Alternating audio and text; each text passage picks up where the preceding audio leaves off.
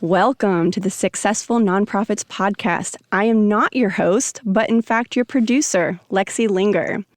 I'm stepping in today to interview a friend and former coworker, Kelsey Smith.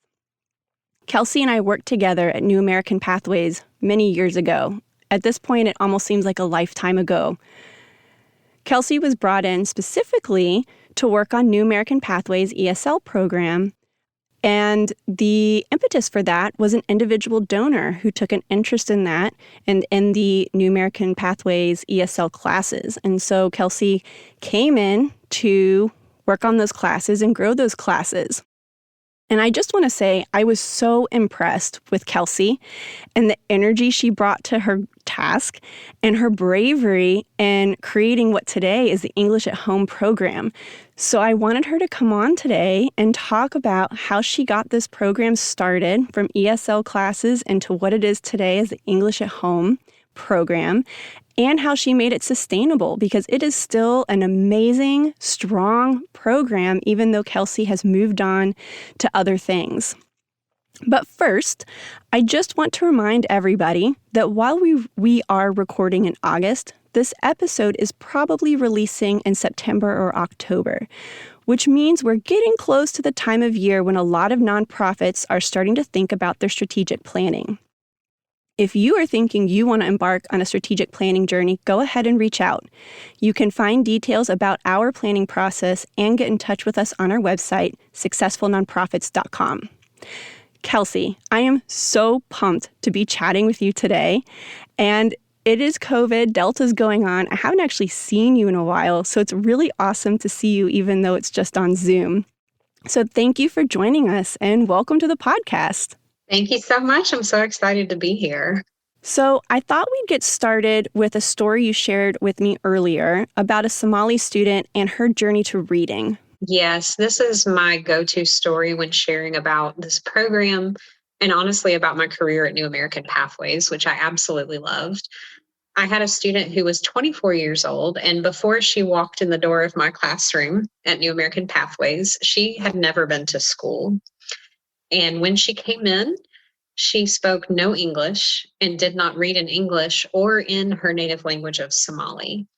This was a new experience for me as an ESL teacher. I had worked with people of all different kinds of language levels, but she was one of my first what we call pre-literate students, meaning that she was not literate in her native language or in the English I was trying to teach her. And so we worked together with very dogged determination for about 3 months. I borrowed and made a sort of set of sight words with images embedded within them called pictographs that helped her learn a lot of the sight words in English while I was also teaching her spoken English. And at the end of 3 months, I sat down beside her one day with a small children's book, and she read the whole book by herself. It still makes me tear up telling this story this many years later, because it was the first book she ever read in her life at the age of 24 in a language that she did not yet speak. And so as I am sitting beside her weeping and celebrating, and I said, "I am so proud of you," she just grinned at me and she said, "Teacher's so happy." And I said, "I am so happy." And the next day she called her caseworker, who was Somali, and she said in English, "I read English. I speak English. Get me job now." And the caseworker did. She said, "Okay," because she was a single woman having to do her own income as well as learn English. She got her a job, which was a night shift job. And she still was faithful to come to my ESL classes 3 days a week and study English on those mornings and then go work at night. Just that spirit of determinism and that courage. I don't know that I could do that if you dropped me in another country and told me to learn this language and figure all of this out. It would be overwhelming. And so I just really admired her for that. I've never been able to forget that experience. Yeah, that's a really amazing story. And obviously, you and I both have a passion for working with refugees and refugee resettlement. And I know that's not what today's episode is about, so I don't want us to get too sidetracked. But thank you for sharing that really wonderful, lovely story. So you had an ESL background when you came into New American Pathways. And I mentioned a little bit about what you were brought in to do, but Could you give us a little more detail about what you were brought in to do? Absolutely. So when I was brought in, there were and still are many ESL classes existing in the community around the resettlement agency in the Clarkston area and that greater area. However, again and again, the issue that often faces newly arrived refugee clients is transportation and accessibility to resources. And so the resettlement staff had recognized that many of our clients were struggling to get to the ESL classes. It also had to do with scheduling. And so the idea was proposed, and a donor who was also very interested in providing English services thought, well, if they could have the classes at our office where they already have to come for appointments, which is also much more accessible by MARTA, perhaps that would solve all of those problems. So they brought me in and I designed a series of classes for students of different English levels and offered at different times to see if this could be the solution to providing our students more access to the English classes. So originally I was not brought in for English at home. It didn't really quite exist yet. It was for classes within the resettlement office. So I should note, listeners, that Kelsey and I are recording in Atlanta. So we're talking about Clarkston, Georgia, and MARTA is our local bus and train public transportation system. And Kelsey, did you find after some time doing those ESL courses that that was the right way to meet the community's needs? Actually did not. I faced the exact same problems that had been existing that brought me into the program. My clients, although they loved the classes and they made great progress, frequently could not come to class. Work schedules, there was no childcare offered. That was the number one problem. It was the mothers who were so often being left behind in learning English because there was no option for childcare. And we all know that childcare is an expensive commodity, an expensive resource that many people need and struggle to get. And so for our clients, it was especially so, and it was effectively preventing them from attending the classes. So after doing some brainstorming, analyzing research, talking to a lot of people within the agency, talking to clients, talking to other English resources, I went to the agency, to our CEO, and I proposed to take an at-home English model that we already had. It had existed for some time, but was very small. I proposed taking that and putting our resources into expanding that fully, switching away from the classes that were not really able to serve very many people, and putting our effort, focus, time, money into at-home based English services. So that model looks like training volunteers to teach English and in the format of reporting, that kind of thing, and matching them with refugee clients so that the volunteers go to their homes, usually once a week, sometimes more, and teach them English in their homes. That became a very popular program with the clients and with the volunteers. We had a huge amount of success with switching to that format. So I want to back up a little bit. So you did research on a different format and you went back to your CEO. How did you guys approach the donor? Yes. So I will say something that I do admire about New American Pathways is they are very good at building relationships with their donors. They make that a high priority. And so they had already the established relationship and communication with the donor to then be able to go and approach it with the research that I had done, analyzing the data I was getting from the classes I was doing, as well as the needs of the community, and propose this altered solution. And thankfully, the donor was very excited about it because that person recognized the need, which I also really appreciated. It was not about the format or the packaging that the service was delivered in. It was, can this be accessible to the client? And when it was not in the classroom format, thankfully, they were not married to the classroom format. That wasn't the point. They were excited to hear that we found a way to offer the services that were so needed in a way that was finally accessible to those who needed it most and who were usually being passed over in the other forms of service, which again, most often is mothers of children. I know I said it before, but I just think that's so brave that you took the initiative to do the research, go to your CEO, and that then combined, you guys went back to the donor and put at risk really losing money, right? And And I just think that's so amazing and shows the dedication that nonprofits really should have to their communities and to their clients, and making sure that they are providing the correct service and the correct format for the community. And I just so admire that about you. And I was impressed that you did that from the get-go, from the beginnings of our friendship. That has always stuck with me about you. And also, kudos to that donor. That's something that we talk a lot about, especially in the refugee resettlement community, that there's some really great donors out there, but they are, as you said, married to their idea. And it can be very, very hard to convince a donor to change their plans and their minds and let go of their ideas so that the service is really actually what the community and what the client needs. So that's really amazing.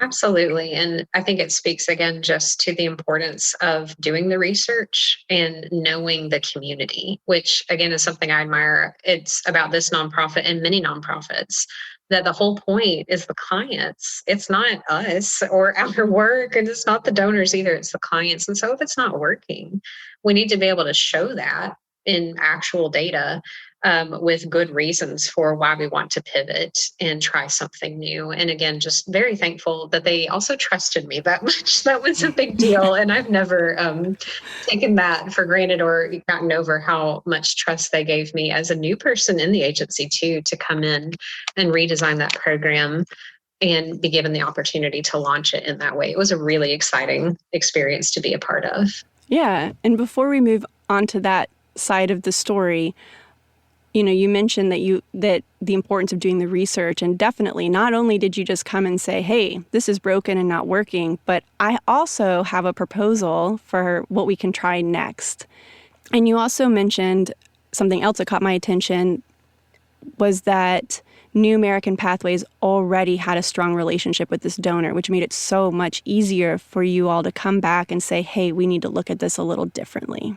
Absolutely. And after all, community building is about everyone in the community, and the donors are no less part of the community than anyone else within it. And so just recognizing that these are people who really want to be involved, and we need all levels of involvement, whether donors or volunteers or anyone in between.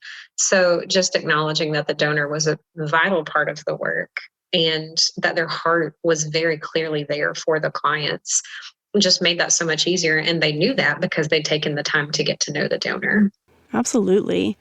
So can you walk us through the next couple of phases? How did you take that research and pivot and start developing and growing this program? And how did you make that sustainable beyond yourself? Absolutely. So again, I love language, and I had my background, as you mentioned, in ESOL. Before that, I had gotten my CELTA certificate through the University of Cambridge and had taught overseas.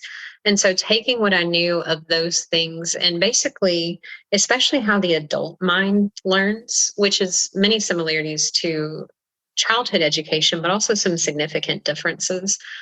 I combined that also with what I was learning of our clients. And I was very, very blessed to be able to work with clients from so many places, but also coworkers who knew our clients so well, many times because they were also from those same countries and cultures, and could give me a lot of insight into what was appropriate as far as offering services to these clients, what perhaps they were used to, what they were not used to, what would be the best format to be acceptable to them and empowering to them.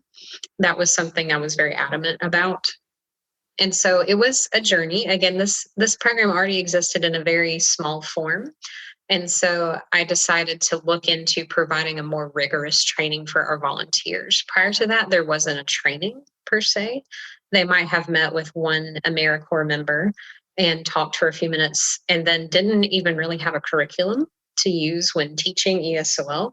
And I thought, oh my goodness, these volunteers are so brave. They're walking in with not a whole lot, with just a really big heart wanting to help people learn English. And so I took the time to write curriculums. I wrote 3 for the different levels that we put the clients into. I did research and put together assessments so that we could track levels and improvement and have data to show that our program was working. was making a difference. And then I designed a volunteer training orientation that not only told how the program worked, but how to actually teach the clients. So highlighting best practices in ESOL, but also including elements specific to teaching people who have had to flee their home country and start over in a new one, having some trauma informed information in there, having also the perspective of you're working with adults who desperately need English very quickly in order to function. And so how teaching these adults might be different than it's actually very different than how you would teach a child. We don't start with the fat cat sat on the mat because we don't care about the cat or the mat. And that's not necessarily dignifying or exciting for an adult, but we might start with embedded vocabulary, embedded phonics, embedded words in their everyday lives to help it immediately make meaning and so that they could practice it. So through all of that, I developed, and again, I can never express my appreciation for how much trust they put in me through this and how much assistance they gave. So we began running it and again, just found immense popularity with it. Our volunteers made the most beautiful connections with the clients. It was about as much about deep friendships as it was about language learning. And we found that both the clients and the volunteers treasured that, as did we. I've heard so much in what you've said. I just kind of wanted to recap it. So, I heard really taking the time to get to know who you're serving and making sure that the program really is designed around them and all of their needs, including the needs that stem from resettling and going through the experience that causes someone to become a refugee, and also the fact that these are adults and need the language a little bit differently than a child might. And also taking the time to really standardize how the program is running and really training and standardizing the training process for your volunteers so that everybody, the clients and the volunteers, are having a really phenomenal, impactful experience with each other, which certainly must lead into the sustainability because that will keep people coming back. Absolutely. And that's what we found. And people would bring their friends. Whole families volunteered in the program, which was one of my favorite things.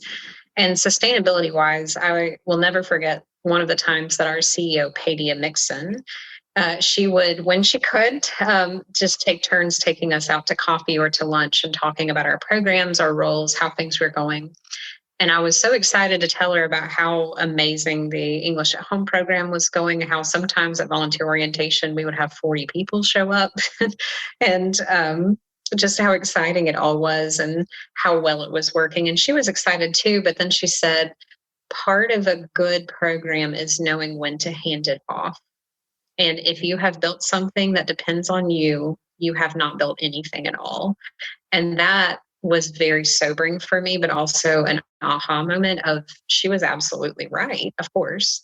And so I then began to look at ways which coincided with some movements that were going on within the agency where I eventually took on a departmental managerial role to be able to hand this program so that it didn't depend on me. I had written the curriculum, I had designed the way it worked, I had done all of these things, but could somebody else do it? And so I began formatting that, making sure that they could, that whatever information lived in my brain was documented and that I conversed with people about it. I showed them how to do it. I shared with them. I had people shadow me so they could see how it was done. And that is exactly what happened. So that within the last, I would say 2 years of me working at New American Pathways, I was not directly running the program. It was able to be carried out by other people. I still provided oversight. And then when I left, I knew it was not going to go anywhere because it had grown far beyond me and had nothing to do with me at that point, which is a bittersweet sort of thing, but also such a proud thing of this is going to keep going. And that was the point all along. It's not my legacy. It's not anything like that. This is something that our clients enjoy, that our volunteers enjoy, that's really making a difference, and it can keep going as it should. Absolutely. And on that really high note, I'm going to change the topic. We ask all of our guests before the episode's over an off-the-map question, and that gives listeners an opportunity to meet the person behind the professional. So Kelsey, you and I are friends, And I know you do a lot of running. So what run are you gearing up for next? Actually, funny enough, I'm gearing up for the Refuge Coffee Run, which is my favorite one. I love 5Ks. And this one is connected with the organization Refuge Coffee out of Clarkston, Georgia. They employ refugees as their baristas and event planners, all of their staff, so that they have a livable wage and job training and then can go on to whatever else they want to pursue. It's also a place of welcome and community. It's called the most welcoming run in the world. So I would love it if you joined me, if this comes out before the 5K, but if not, next year. And the proceeds go to funding the work to welcome families from other countries into the community and help them on their journey to success in the U.S. I am, as you know, a huge fan of Refuge. I was actually just there last week. Kelsey and I used to meet there once a week for breakfast back when lives were simpler and we lived closer together. So I don't know. I'm not much of a runner. Maybe, Kelsey, maybe I'll join you for this run. Well, listeners, I want to make sure that you can learn more about New American Pathways and the English at Home program and all the beautiful work that New American Pathways is doing to welcome refugees into our country and into our communities. You can learn more about them at newamericanpathways.org. And since we talked about it, we'll throw up Refuge's website too. I'm not sure what it is off the top of my head, but I will find it and make sure it's on the show notes for you. On a side note, Kelsey and I are recording this a few days after the Taliban has seized control in Afghanistan and many, many people are fleeing the country. New American Pathways, along with a lot of other resettlement agencies here in Georgia and across the U.S., are trying to get ready to welcome as many people as possible into our community. So make sure you get on New American Pathways website and see how you can help, from calling your representatives to helping find homes and apartments. Kelsey, thank you again for joining us today. Oh, I loved it. Thanks so much for having me and for the work that you do. Yeah, absolutely. Listeners, if you were busy and got distracted Googling Refuge's upcoming run and missed those URLs, don't worry. You can always find them on our website along with time-stamped highlights. That's successfulnonprofits.com. You can also find strategic planning info if you decide that you are ready to embark on that journey. Again, at successfulnonprofits.com. Finally, if you liked today's episode, you might like these. Episode 155, Why Your Nonprofit Needs an Operating Model with Leslie McCrell. And episode 193, Jumpstart Your Planned Giving Program with Tony Martinetti. That, listeners, is our show for this week. I hope you've gained some insight to help your nonprofit thrive in a competitive environment. And before I sign off, I do need to share our disclaimer. I'm not an accountant nor an attorney, and neither I nor the Goldenberg Group provide tax, legal, or accounting advice. This episode is for informational purposes only and should not be relied on for tax, legal, or accounting advice. If you find yourself in need of such counsel, please reach out to a licensed, competent professional and get the advice you need.